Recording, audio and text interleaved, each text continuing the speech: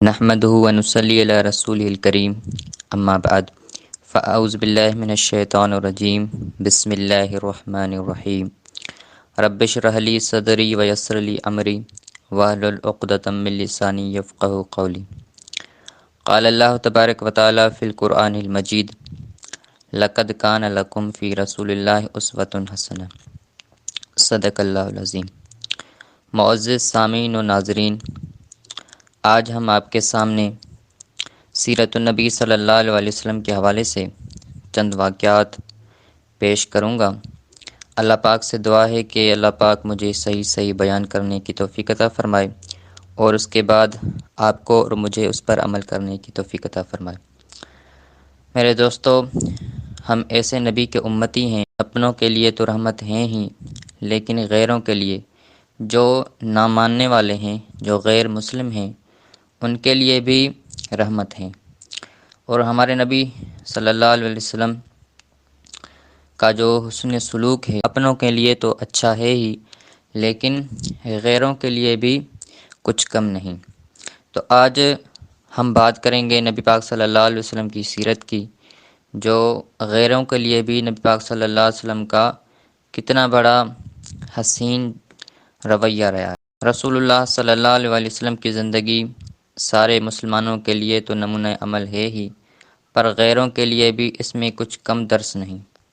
چند نمونے پیش ہیں۔ احد کا میدان ہے، لات و منات کے پجاریوں سے جنگ ہو رہی ہے، اللہ کے دشمن زمین پر اکڑ رہے ہیں، اللہ واحد کہنے والوں کا صفایا کرنے کے لیے اکٹھا ہو گئے ہیں، رسول رحمت عالم صلی اللہ علیہ وسلم کے خون کے پیاسے ہیں، آپ صلی اللہ علیہ وسلم کا وجود مسعود ان کے لیے سب سے بڑی نفرت کی چیز ہے، ایمان و کفر کی فیصلہ کن جنگ ہو رہی ہے۔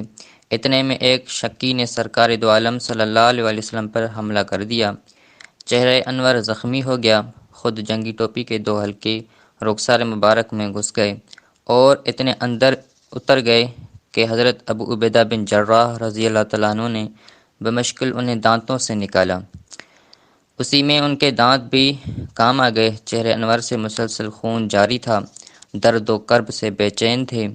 اسی اثناء میں صحابہ کرام رضوان اللہ علیہم اجمعین نے آپ سے عرض کیا، یا رسول اللہ صلی اللہ علیہ وسلم، کاش آپ ان بدبختوں کے لیے بد دعا فرما دیتے تاکہ یہ اپنے کیفر کردار تک پہنچ جاتے، لیکن قربان جائیے اس ذات پر کہ جس نے سب کے جواب میں ارشاد فرمایا، میں لعنت و بد دعا کرنے کے لیے نہیں آیا ہوں بلکہ راہ راست پر بلانے کے لیے آیا ہوں، اور اللہ نے مجھے سراپا رحمت بنا کر بھیجا ہے۔ اس کے بعد آپ نے دعا فرمائی، یا اللہ میری قوم کو بخش دے اور ان کو راہ راست کی ہدایت فرما، کیونکہ یہ مجھے جانتے نہیں۔ میرے دوستو، دیکھیے کہ ایک بدبخت نے نبی پاک صلی اللہ علیہ وسلم پر حملہ کیا، لیکن نبی پاک صلی اللہ علیہ وسلم نے اس کے جواب میں کوئی بد دعا نہیں دی، بلکہ دعا دی کہ یا اللہ یہ مجھے نہیں جانتے اور آپ انہیں ہدایت دے دیں۔ دیکھیں نبی پاک صلی اللہ علیہ وسلم کا جو رویہ رہا کافروں کے لیے، وہ کتنا نرم اور کتنا اخلاق والا رہا۔ آج جو کفار ہیں وہ نبی پاک صلی اللہ علیہ وسلم کو نہیں جانتے اور نبی پاک صلی اللہ علیہ وسلم کے بارے میں گستاخیاں کرتے ہیں اور نبی پاک صلی اللہ علیہ وسلم کے لیے نازیبا الفاظ استعمال کرتے ہیں۔ اللہ تعالیٰ ان کو ہدایت دے۔ ایک اور واقعہ میں آپ کے سامنے پیش کروں گا۔ ایک سفر میں ایک اعرابی کا نبی پاک صلی اللہ علیہ وسلم کے ساتھ بد سلوک۔ خادم دربار نبوت حضرت انس بن مالک رضی اللہ تعالیٰ عنہ کہتے ہیں کہ میں ایک سفر میں رسول اللہ صلی اللہ علیہ وسلم کے ہمرکاب تھا۔ آپ صلی اللہ علیہ وسلم نے ایک چادر زیب تن فرمائی تھی جس کے کور موٹی تھی۔ ایک اعرابی آدھم کا اور چادر کا کنارہ پکڑ کر اسے زور سے جھٹکا دیا کہ چادر کی کور سے آپ صلی اللہ علیہ وسلم کی گردن اور شانوں پر نشان پڑ گئے۔ آپ اس کی طرف متوجہ ہوئے تو اس نے بدگویانہ لہجے میں کہا، اللہ کا دیا ہوا مال جو تیرے پاس ہے اس میں سے میرے دونوں اونٹوں پر لاد دے، اور یہ بھی سن لے کہ جو کچھ تو مجھے دے گا وہ تیرا یا تیرے باپ کا مال نہیں۔ نعوذ باللہ۔ اس بدوی کی تلخ نوائی کو بھی آپ نے دامن عفو میں جگہ دی اور خاموش رہے۔ اسے صرف اتنا کہا کہ بے شک مال تو اللہ کا ہے اور میں اس کا بندہ ہوں، مگر اے اعرابی تو بتا کیا تیرے ساتھ بھی وہی سلوک کیا جائے جو تو نے میرے ساتھ کیا ہے؟ اس نے کہا نہیں۔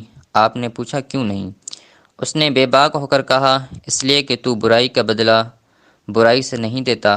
یہ سنتے ہی رسول اللہ صلی اللہ علیہ وسلم کو ہنسی آ گئی اور آپ نے حکم دیا کہ اس کے ایک اونٹ پر جو اور ایک پر کھجوریں لاد کر دے دی جائیں۔